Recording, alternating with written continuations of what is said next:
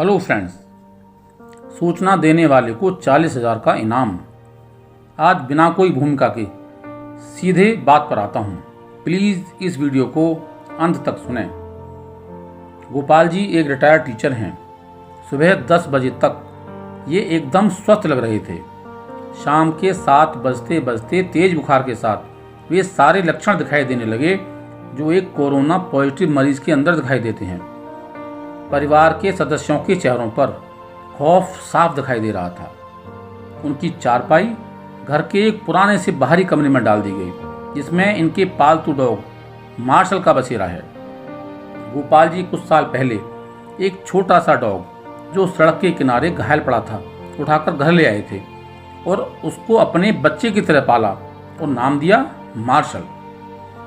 इस कमरे में अब गोपाल जी, उनकी चारपाई और उनका प्यारा मार्शल है। सुबह से ही दोनों बेटों और उनकी वाइफ ने उनसे दूरी बना ली और अपने बच्चों को भी उनके पास ना जाने के इंस्ट्रक्शंस दे दिए गए। सरकार द्वारा बताए गए नंबर पर फोन करके सूचना दे दी गई। खबर पूरी सोसाइटी में फैल चुकी थी, लेकिन मिलने कोई नहीं आया। जो नेचुरल था और सेफ्टी को ध्यान में रखते हुए यह होना भी चाहिए था, किसी को आना भी नहीं चाहिए था। यही इस बीमारी का सबसे खतरनाक पहलू है। साड़ी के पल्लू से मुंह लपेटे हुए, हाथ में छड़ी लिए पड़ोस की एक ओल्ड अम्मा अवश्य आई और गोपाल जी को इतना नेग्लेक्ट होते देख उसकी पत्नी से बोली, अरे कोई इसके पास दूर से ही खाना तो सरका दो, वो अस्पताल वाले तो इसे भूखे ही उठा के ले जाएंगे। लेकिन प्रश्न यह था कि उनको यह खाना देने कौन जाए। बहुओं ने खाना अपनी सास को पकड़ा दिया। अब गोपाल जी की पत्नी के हाथ थाली पकड़ते ही कांपने लगे और पैर मानो किसी खूंटे से बांध दिए गए हों। इतना सब देखकर वह पड़ोसन अम्मा बोली, अरे तेरा तो पति है, तू भी ऐसा व्यवहार कर रही है? मुंह बांध के चली जा और दूर से ही थाली सरका दे, ये अपने आप उठा के खा लेगा। ये सारी बातें गोपाल जी सुन रहे थे। उनकी आंखें नम थीं। बीमारी से सावधानी तो ठीक, मगर अपनों के इस व्यवहार से वो अंदर से टूट रहे थे। 2 गज की जमीन तो छोड़ो, कोई 4 गज की दूरी से भी बात करने को तैयार न था।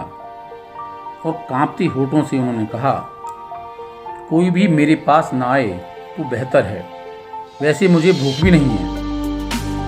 इसी बीच एम्बुलेंस आ जाती है और गोपाल जी को उस एम्बुलेंस में बैठने के लिए कहा जाता है।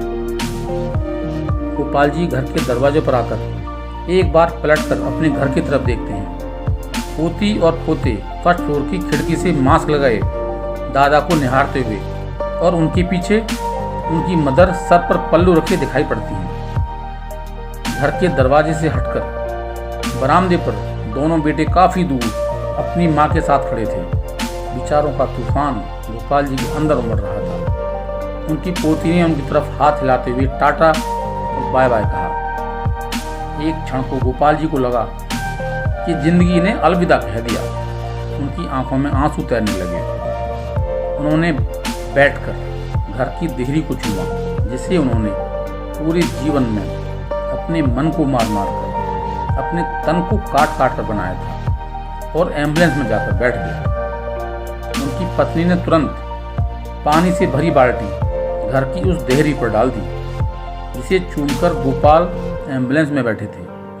सेफ्टी के लिए यह सब ठीक था, मगर यह उस डॉग मार्शल को बर्दाश्त नहीं हुआ और वह रोता हुआ गोपाल जी की एम्बुलेंस के पीछे पीछे हो लिया।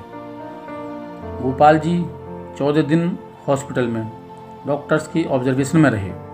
उनके सभी टेस्ट 14 दिन बाद सामान्य पाए गए और उनको स्वस्थ घोषित करके छुट्टी दे दी गई। वह हॉस्पिटल से बाहर निकले तो वहाँ गेट पर उनका डॉग मार्शल ही बैठा दिखाई दिया।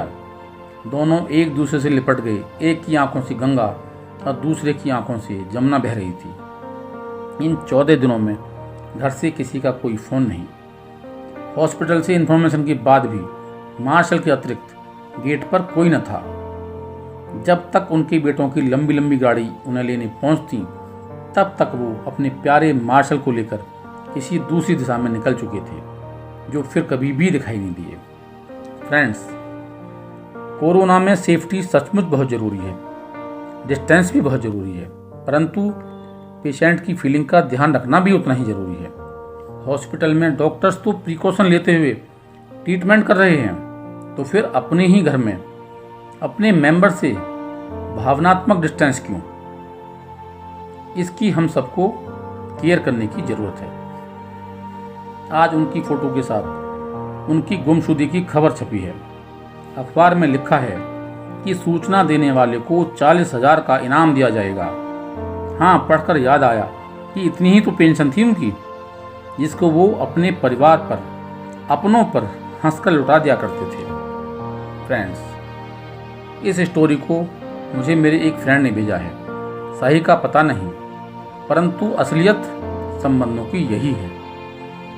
दर्द बीमारी नहीं देती, उसको तो फिर भी इंसान हंस के सह लेता है। असली दर्द तो वह है जो अपने, यस अपने, जिनके लिए हम जीते हैं, जिनके लिए हम मरते हैं, जिनके लिए हम हर समय सोचते हैं, उनकी उपेक्षा तिरस्कार से होता है, जो इंसान सहन भी नहीं कर पाता। फ्रेंड्स, आज अपने का अर्थ ही बदल गया है। अपने ज़्यादातर वो हैं जो आपके कभी काम नहीं आने वाले। अपने वो जो आपके बुरे समय में कभी साथ नहीं खड़े होने वाले। अपने वो हैं आज कि अगर आप थोड़ा राइज कर लेते हो तो सबसे पहले दूर होने वाले। आज अपने वो हैं जो कभी भी मौका नहीं चुकेंगे आपको गिराने का, जलील करने का, बेइज्जत करने का। दोस्तों, जीवन तो क्षणभंगुर है। इसको जितना हो सके प्यार से एक इंसान की तरह ही जीना चाहिए। घमंड अकड़ अपने को बड़ा दिखाना अच्छी बात नहीं है। समय बड़ा बलवान होता है, जो हम इंसानों को तो क्या, बड़े बड़े सूरमाओं, महात्माओं को भी नहीं छोड़ता। अगर आपस में प्यार से एक दूसरे को सपोर्ट करते हुए हम चलते रहेंगे तो जीवन में किसी भी प्रॉब्लम से हम आसानी से पार पा जाएंगे। जीवन एक सफ़र है और फ्रेंड्स, मौत उसकी मंजिल। तो फिर घमंड किस बात का? यही तो जीवन है और यही इस जीवन की सच्चाई भी है।